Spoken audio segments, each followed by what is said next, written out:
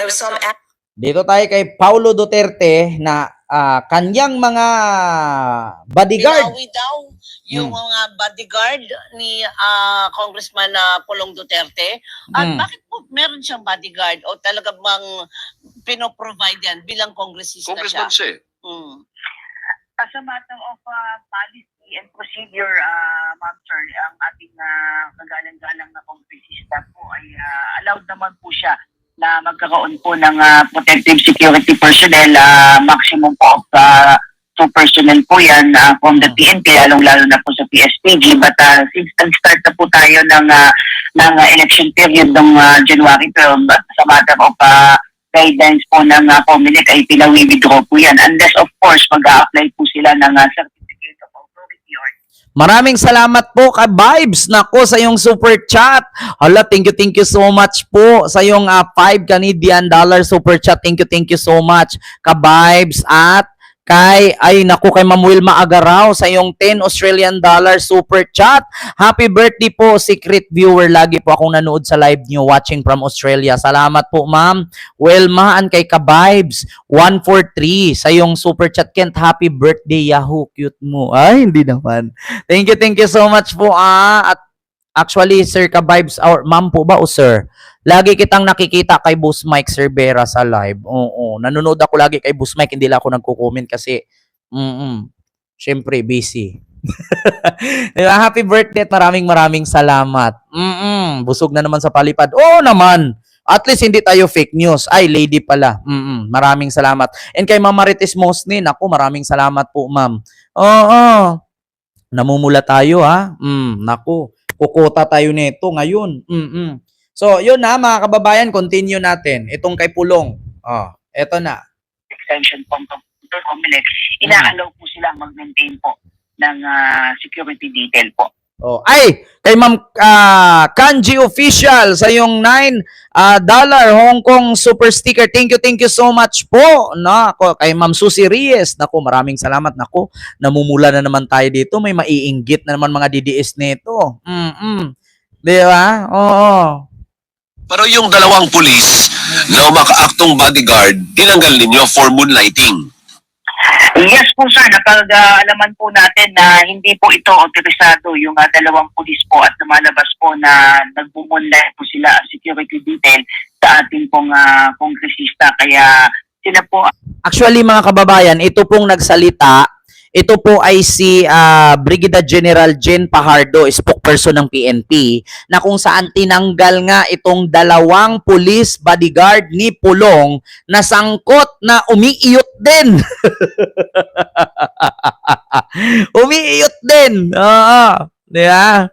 Ma'am Mari Osta, maraming salamat po sa iyong Canadian dollar super sticker. Thank you so much po, ma'am. Nako, yung mga pa-birthday ninyo sa akin. Nako, thank you so much. Tinatanggal yung mga bodyguard ni Pulong na umiiyot din. Kinasuhan na po natin ng grave neglect of duty at saka yung grave irregularity in the performance of duty. Doon po papasok. Salamat po kay Haploid of UST. Thank you so much po.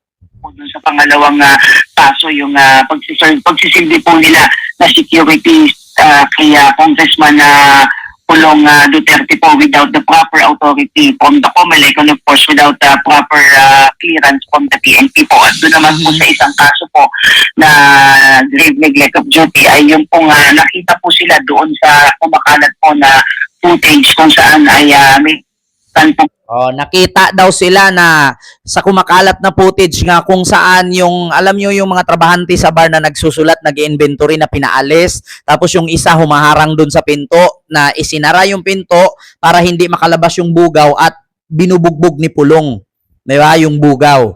So nakita nga sila doon at yun ay tinanggal. According dito kay Brigadier General Jen Pajardo ng spokesperson ng PNP. Ayan. Continue natin, mga kababayan. Individual si Congressman Pulong, pero nandun po sila mismo, pero wala po silang ginawa para pigilan o arestuhin po yung nag-commit po ng crime. So kaya nga, so iniimbestigahan nyo rin yun, General? Oo. Yung pananakit na yun, nahanap nyo ba yung video?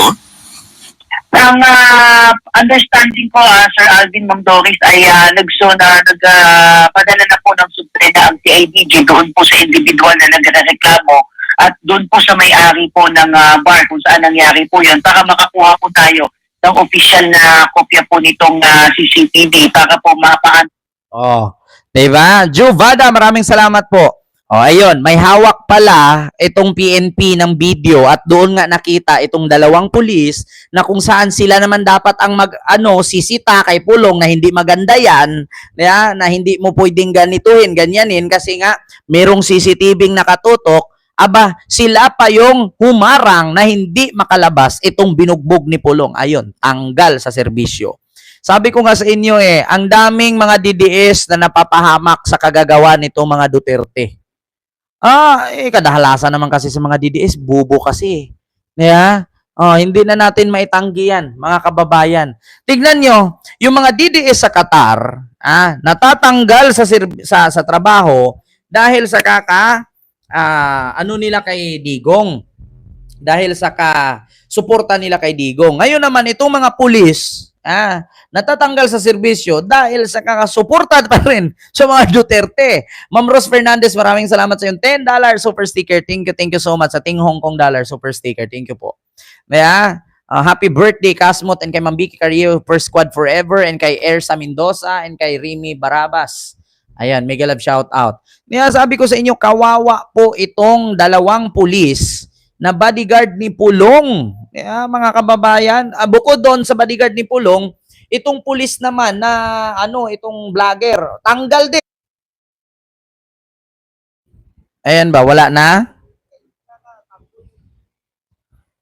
Ay, oo nga, nawala nga ako. Ay, wala na yatang internet.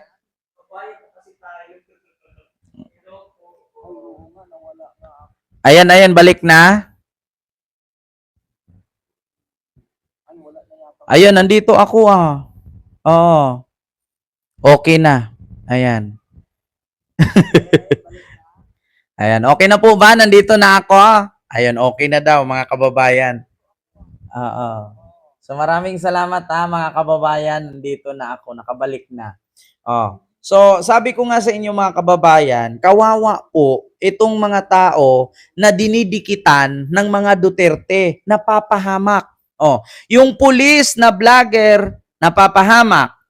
Yung dalawang pulis na bodyguard ni Pulong, nawala sa pwesto. Yung vlogger na nakinig kay Kitty Duterte, nakasuhan. Yung mga supporter nila sa Qatar na nagrally, na-deport. Tingnan nyo.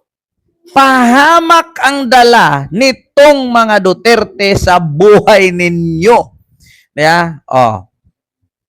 Ma'am Arlene, ayan, Ma'am Arlene Pabular, maraming salamat. Ken, pa-shoutout naman sa asawa kong si Jude Anthony Avilgas. At happy birthday, Ken Garcia. Wish you all the best. Maraming salamat po, Ma'am Arlene Pabular.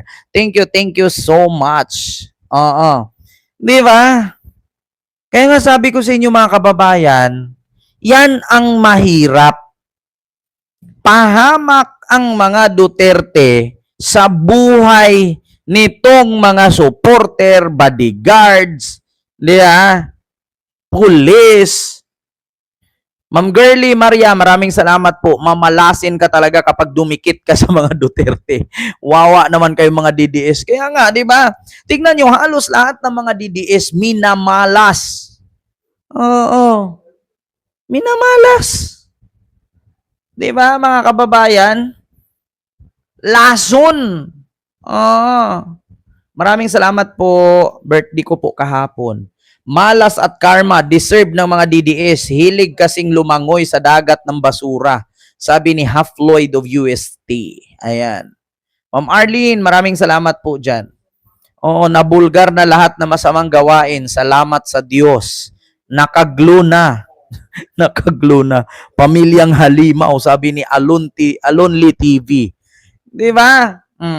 Sunod tayo mga kababayan. Diyan kay Pulong, kita nyo naman, yung dalawang pulis, tinanggal, bodyguard niya. Congressman Pulong, habang sinasaktan po niya yung tao po at yung pangalawa nga po, yung sisilbi nga po na security without proper clearance po the authorities po. So, po itong dalawang kaso po na ito at maliban po doon ay nakapagsabihin na po ang Davao City Police Office sa Regional Headquarters po ng Police Regional Office 11 at tumatakbo na po yung kanilang pre-charge investigation. Oo, so yung pakay nyo pala ay para sa mga pulis na nandoon, hindi para sa congressman. Yes po sir, Iba pala. Ang kinasuhan ng mga pulis nito nila General Jean Fajardo ay yung mga pulis na bodyguard ni Pulong. At yung kay Pulong naman ang nagkaso yung taong binugbog niya. So kawawa nga yung mga pulis na sangkot dito kasi napanood naman nila kung paano bugbugin ni Pulong, wala silang aksyon na ginagawa. Oo, so ito palang tinututukan ng mga pulis nitong Regional 11 ay yung mga pulis na bodyguard ni Pulong. Pero ang kay Pulong, ang nagkaso sa DOJ ay yung lalaki na binugbog niya, yung bugaw di umano. Ariel Salazar, maraming salamat po, sir, sa yung 10 Canadian dollar super sticker. Thank you so much po. Oo. So, yun pala. Oo, sabi kasi dito ni Alvin El Chico at ni Doris Bigornia, parallel daw di itong kaso ni Pulong. Hindi pala kay Pulong itong kinaso ng mga kapulisan, kundi ang pulis na bodyguard niya ang kinasuhan na dalawang kaso na kung saan ay yung pag hindi tinupad ang kanilang trabaho na dapat namugbog si Pulong, dapat si Pulong ang inaresto nila. Bagkos, hinayaan lang nila ito.